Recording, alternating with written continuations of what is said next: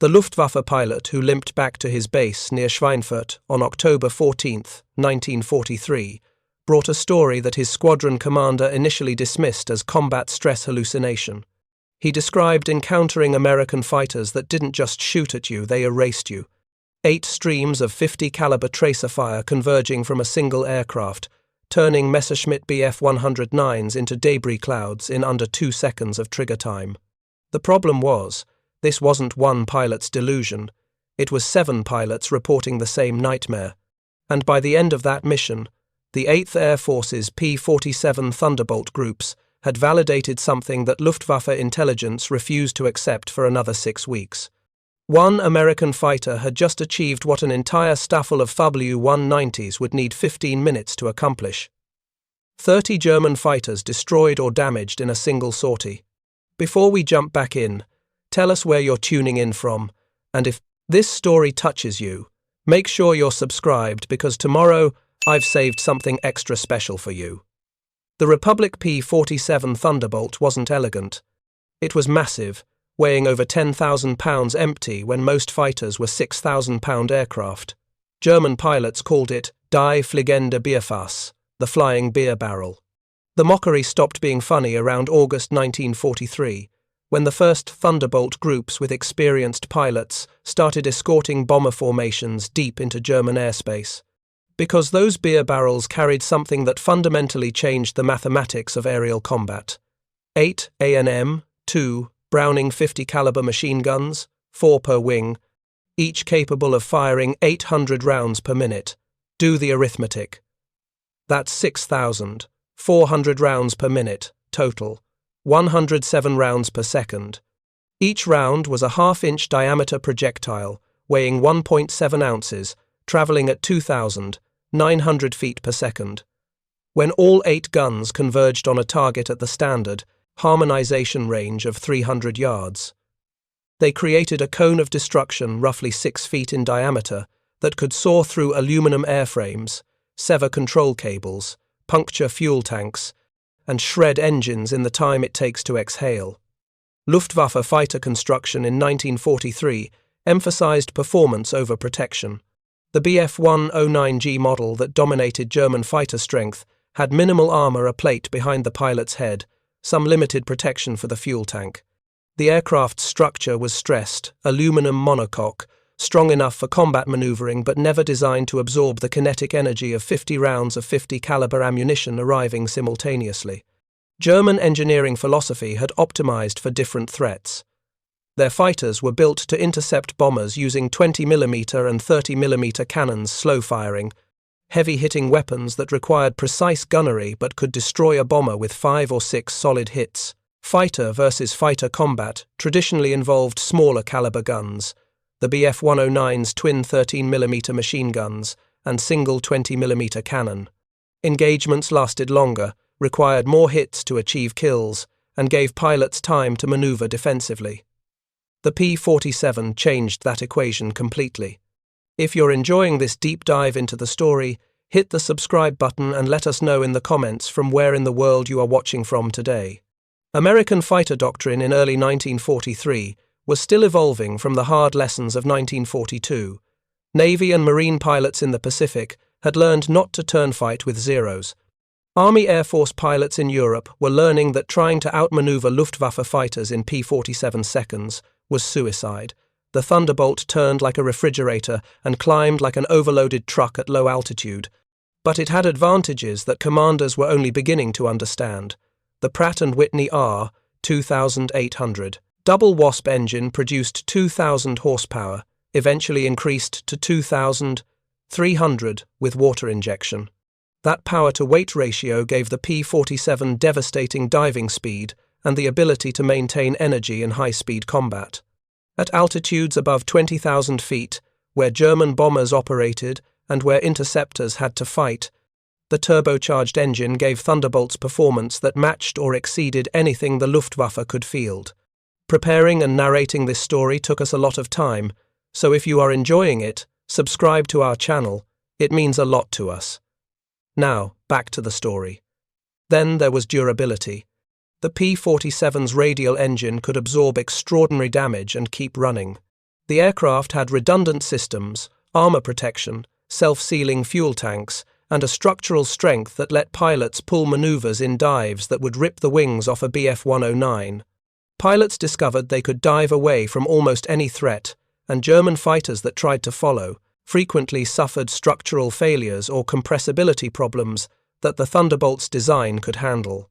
But the real revelation came when American pilots stopped trying to dogfight and started using their aircraft's actual strengths: altitude, speed, and overwhelming firepower.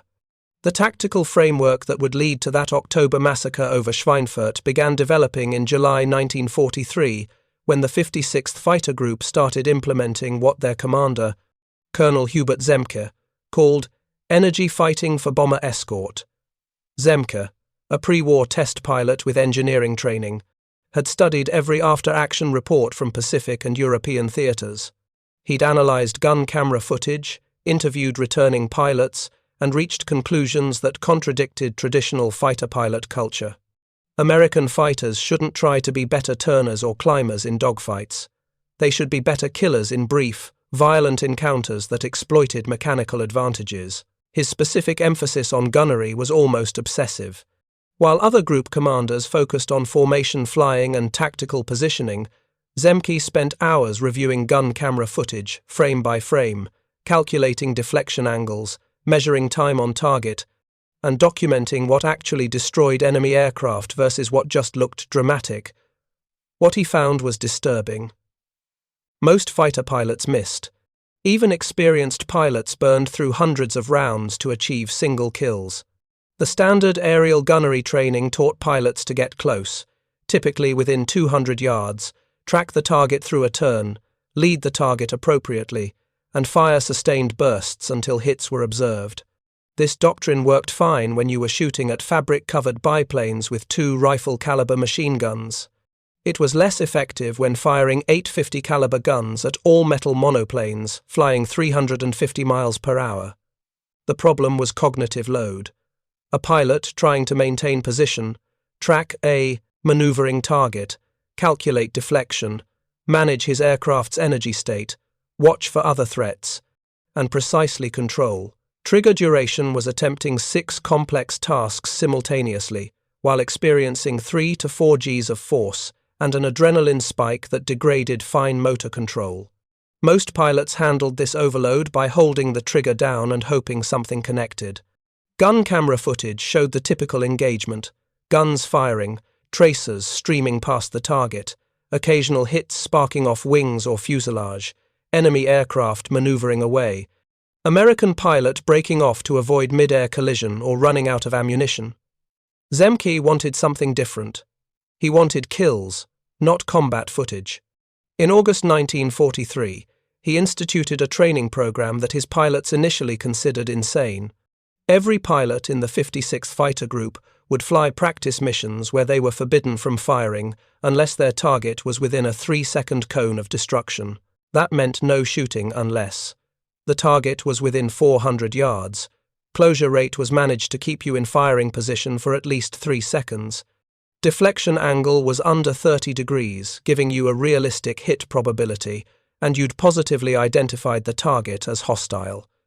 These restrictions sounded like a recipe for never shooting at anything, but Zenke's logic was mathematical.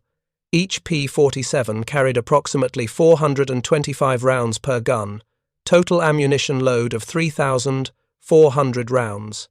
At 6,400 rounds per minute combined rate of fire, that gave you about 32 seconds of trigger time before you were Winchester out of ammunition.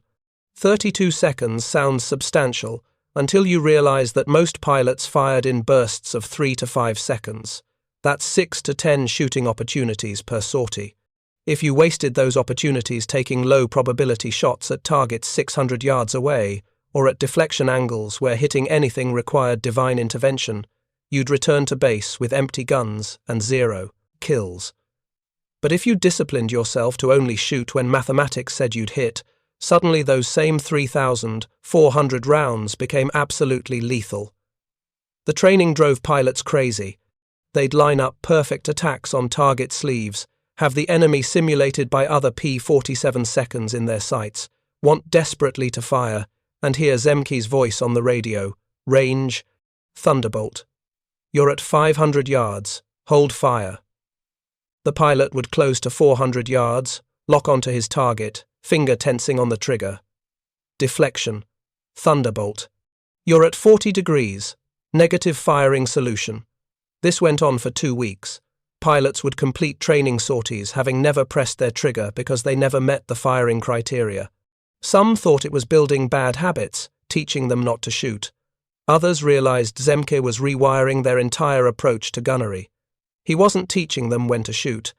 He was teaching them when not to shoot, which was almost always. By mid-August, the pilots who'd internalized the training started showing different behavior in combat. They'd position themselves more carefully before committing to an attack. They'd let targets pass rather than taking desperation shots. And when they did fire, their trigger time averaged 1.8 seconds per burst, with hit rates that were triple the 8th Air Force average. Lieutenant Robert Johnson, who would end the war with 27 kills, described the mindset shift in a debriefing on August 19, 1943, after claiming 2 Bf-109s destroyed. Used to be I'd see a German fighter and immediately start shooting, hoping something would hit. Now I see a German fighter and think, not yet. I'm waiting for the moment when missing is physically impossible.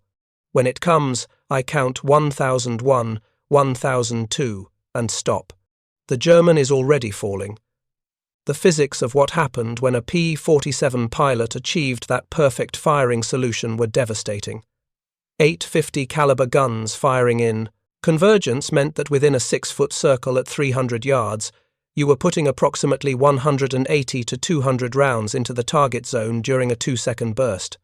Each round carried 13,000 foot-pounds of kinetic energy at impact. A Bf-109's wing spar, the primary structural element keeping the wing attached to the fuselage, was aluminum alloy approximately 4 mm thick at its strongest point. A single 50 caliber round punching through that spar created a stress fracture. 10 rounds in the same general area destroyed structural integrity. 20 rounds severed the spar completely. Gun camera footage from August and September 1943, now that pilots were shooting only when they had definitive solutions, started showing a pattern that Air Force analysts found almost disturbing. German fighters weren't catching fire and spiraling down in dramatic death spirals. They were disintegrating, wings folding up, tails separating, entire fuselages breaking apart under aerodynamic loads that the damaged structure could no longer withstand. One gun camera sequence from September 2, 1943, showed what Air Force intelligence classified as a catastrophic structural kill. A P-47 from the 62nd Fighter Squadron closed to 250 yards behind a Bf-109 that hadn't seen him. 2-second burst. The 109's right wing detached at the root, the fuselage rolled inverted from the asymmetric lift, and the entire aircraft came apart into 4 major sections in under 3 seconds of elapsed time. The German pilot never had time to bail out. This wasn't war movie heroics. This was industrial-scale destruction delivered through precise application of kinetic energy. The Luftwaffe had built their fighters to specifications that made sense in 1939, light, agile, adequately armed for combat against similar aircraft. The Americans had built a fighter around an engine and 8 machine guns, creating something that didn't dogfight it, executed. By October 1943, several factors converged that would test whether Zenke's gunnery doctrine and the P-47's firepower advantage could produce results that would seem impossible on paper. The 8th Air Force was preparing to strike Schweinfurt, a city whose ball-bearing factories were critical to German war production. The mission would require bombers to penetrate deep into Germany, beyond the range of most escort fighters. The P-47 seconds could escort partway, but they'd have to turn back before the bombers reached the target, leaving the B-17 seconds and B-24 seconds vulnerable to concentrated Luftwaffe attacks during the most dangerous phase of the mission. The German Fighter Command knew this. They'd been tracking P-47 range limitations for months and had developed tactics specifically designed to avoid early engagement with escorts, conserve their strength, and mass their forces for maximum effect once the American fighters had to return home due to fuel constraints. What the Germans didn't fully appreciate yet was how P-47 groups with experienced pilots and systematic gunnery training could inflict damage out of proportion to their numbers during the limited time they were present. The 56th Fighter Group, now 4 months into Zenke's training regimen, would be part of the escort force. They'd have approximately 30 minutes over German territory before fuel states forced them to disengage. 30 minutes, 16 P-47 seconds from the 56th.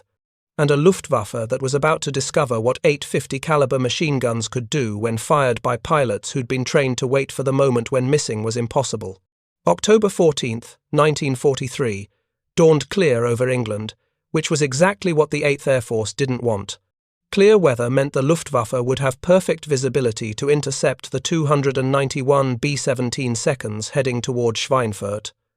It also meant American fighters would have no clouds to use for tactical advantage. The 56th Fighter Group launched from Halesworth Airfield at 1,140 hours, 16 P-47 seconds, arranged in 4 flights of 4 aircraft each.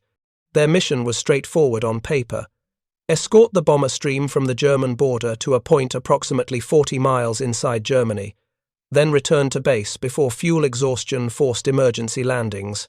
Colonel Zenke led the formation, though he delegated tactical command of the engagement to his most experienced flight leaders. His role was positioning, getting his Thunderbolts to the right place at the right altitude with maximum energy advantage. What happened after that would depend on whether his pilots remembered their training when their adrenaline was screaming and German fighters were filling the sky. The rendezvous with the bomber stream occurred at 1,310 hours near Aachen. The B-17 seconds were in their combat boxes, stepped formations designed to provide overlapping defensive fire. Already, dark puffs of German flak were blossoming. Around the bombers, 88mm shells detonating at precise altitudes, filling the air with shrapnel. Zenke positioned his group 5,000 feet above the bombers, maintaining what fighter pilots called perch position, high enough to dive on threats, fast enough to control engagement timing. The P-47 seconds were at 26,000 feet, indicating 280 miles per hour. Engines running smoothly in the thin air, where their turbochargers gave them an advantage over most German fighters. The Luftwaffe appeared at 1,323 hours. Not a few fighters probing for weaknesses, a coordinated mass attack. German Fighter Command had assembled elements of Jagdgeschwader 1, 11, and 26, roughly 200 fighters including Bf 109s and Fw 190s. Their doctrine for attacking bomber formations was well developed. Approach from head-on where the bombers had minimal defensive armament, fire cannon rounds into the cockpit and engines. Break away before mid-gunners could track you. The German fighters ignored the P-47 seconds initially. Standard Luftwaffe tactics assumed American escorts would dive to protect specific bomber formations, dispersing their strength and making them vulnerable to German fighters holding altitude advantage. What happened instead violated German tactical expectations completely. Zenke's voice came over the radio, calm and precise. Thunderbolts, 8 bogies at 3 o'clock high, 28,000 feet, 4 more at 12 o'clock level. Hold position. Wait for the bounce. The Luftwaffe fighters were setting up their attack run, positioning for head-on passes at the bombers. They were focused entirely on their targets, running calculations for closure rates and firing solutions, confident that the American escorts were too far away to interfere before they'd completed their attack and broken away. They'd miscalculated badly. The P-47 seconds at 26,000 feet were already in ideal position. The German fighters descending toward the bombers were trading altitude for attack position, surrendering their energy advantage. At 1,324 hours, Zenke gave the order, Thunderbolts, roll in, take them from above. 16 P-47 seconds nosed over into coordinated diving attacks. The acceleration was immediate. The Thunderbolts' weight and power combined to produce diving speeds that few fighters could match. Within 15 seconds, the P-47 seconds were indicating 450 miles per hour and still accelerating. The German fighters, committed to their attack runs and traveling perhaps 320 miles per hour, suddenly had American fighters diving onto them from their high rear quarter, the worst possible position to be attacked from. Lieutenant Gerald Johnson, leading the second flight, later described the engagement in his after-action report with unusual precision. Observed 4 Bf-109Gs at 25,000 feet beginning head-on attack run against lead bomber formation. Initiated dive from 27,000 feet, closure rate extremely high. Selected trailing 109, closed to 350 yards. Target unaware, no, evasive action. Fired 2-second burst. Observed strikes across entire fuselage and right-wing route. Target's right wing separated. Aircraft disintegrated. Time from dive initiation to target destruction, 18 seconds. 18 seconds. Johnson had positioned correctly, waited for an ideal firing solution, delivered a precise burst, and eliminated a German fighter before that pilot even knew he was under attack. This wasn't dogfighting. This was execution, clinical and efficient. Across the engagement area, the same pattern repeated. P-47 pilots diving from altitude, using speed to control engagement timing, holding fire until they achieved the geometric perfection that Zenke's training had drilled into them. Then, 2 seconds of trigger time, 8 guns converging, 180 rounds impacting the target. Captain Walker Mahurin, who would finish the war with 24 kills, destroyed 3 Bf-109s in the first 4 minutes of the engagement. His gun camera footage, reviewed later by Air Force Intelligence, showed disciplined gunnery that looked almost mechanical. First kill. Closed to 300 yards directly astern, fired 1.8 seconds. Target's left wing folded upward and tore off. Second kill. Closed to 250 yards on a diving target, fired 2.1 seconds. Target's fuselage broke apart just aft of the cockpit. Third kill. Deflection shot at 30 degrees. Closed to 280 yards. Fired 2.3 seconds. Target's engine separated from the airframe, and the aircraft tumbled out of control. Total ammunition expended, approximately 380 rounds. 3 German fighters destroyed. That's 127 rounds per kill, dramatically below the 8th Air Force average of 400 to 500 rounds per kill. Mahurin's trigger discipline meant he still had over 60% of his ammunition remaining when he broke off the engagement to return home. The Luftwaffe pilots who survived the initial bounce found themselves in a tactical nightmare. They'd expected to attack bombers and then deal with American escorts in turning, dogfights, where German aircraft advantages superior roll rate, better instantaneous turn performance would negate American numbers. Instead, they were being attacked from above by aircraft that wouldn't dogfight. P-47 pilots would dive, fire, and then use their speed to zoom back to altitude or exit the engagement area entirely. German pilots who tried to turn and engage found they were fighting empty sky. The Thunderbolts were already gone, climbing away or setting up another attack. Those who tried to dive away discovered that the P-47 could outdive anything in the Luftwaffe inventory. The Fw 190 could follow initially, but at speeds above 400 miles per hour, control forces became excessive and pilots risked structural damage. The Bf 109 was worse. Its light structure meant diving past 450 miles per hour invited compressibility problems, where the airframe's behavior became unpredictable and potentially catastrophic. If you find this story engaging, please take a moment to subscribe and enable notifications. It helps us continue producing in-depth content like this. The engagement lasted 31 minutes from initial contact to when fuel states forced the P-47 seconds to disengage. During that time, pilots from the 56th Fighter Group filed claims for 19 German fighters destroyed, 7 probably destroyed, and 4 damaged. The destroyed category required either witnessing the aircraft disintegrate, seeing the pilot bail out, or observing the aircraft crash into the ground. Probable meant the aircraft was severely damaged and unlikely to make it home, but final destruction wasn't witnessed. Damaged meant confirmed hits, but the aircraft remained controllable.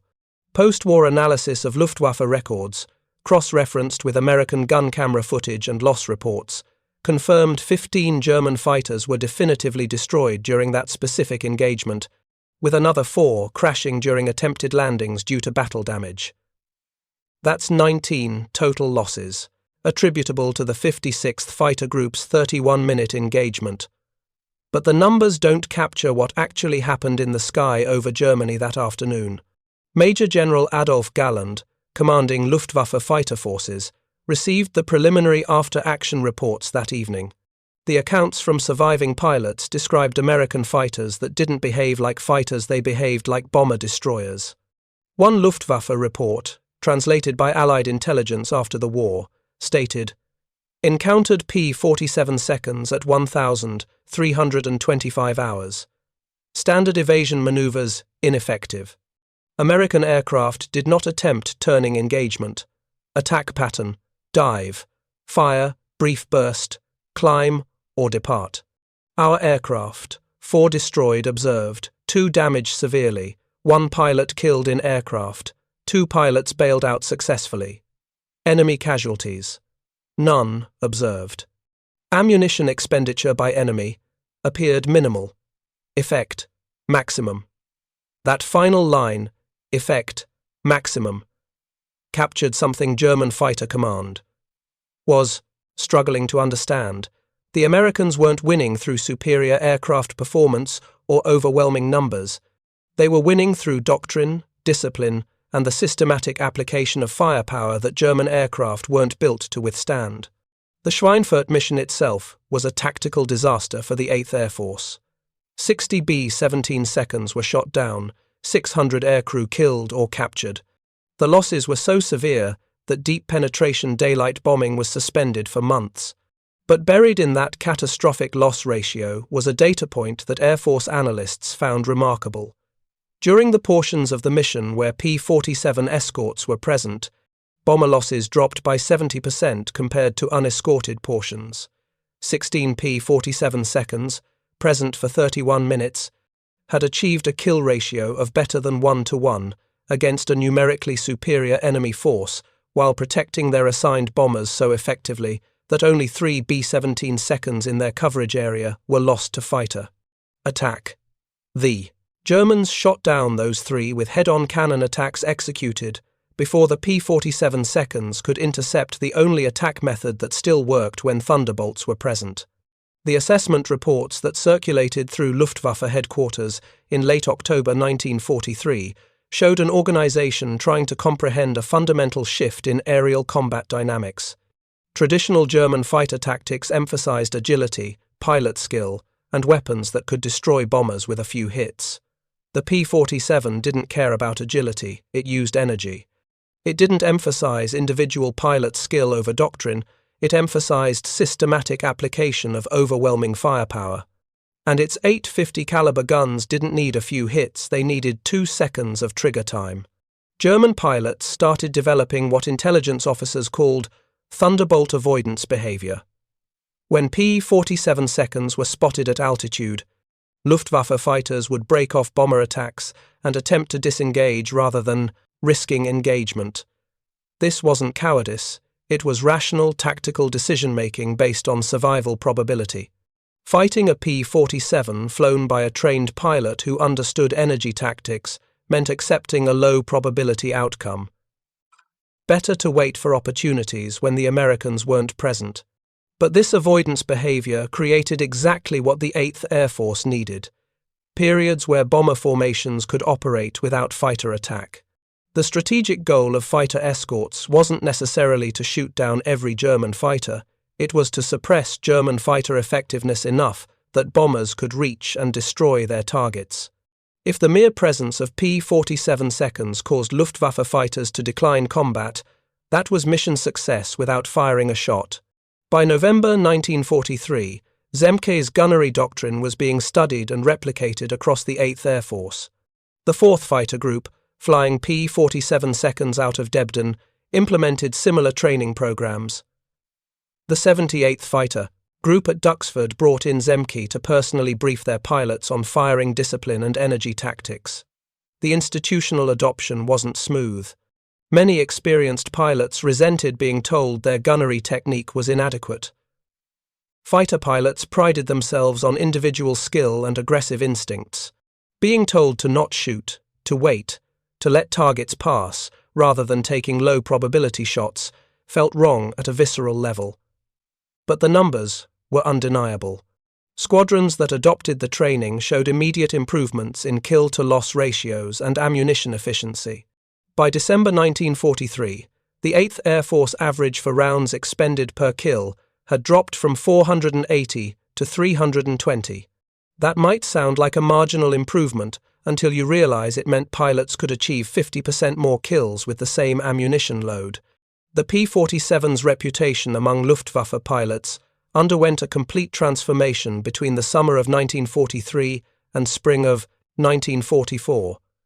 Early assessments had dismissed the Thunderbolt as too heavy and unwieldy to be an effective fighter. By March 1944, captured German documents showed tactical directives explicitly warning pilots to avoid engagement with P-47's unless holding decisive altitude advantage or numerical superiority of at least 3-1.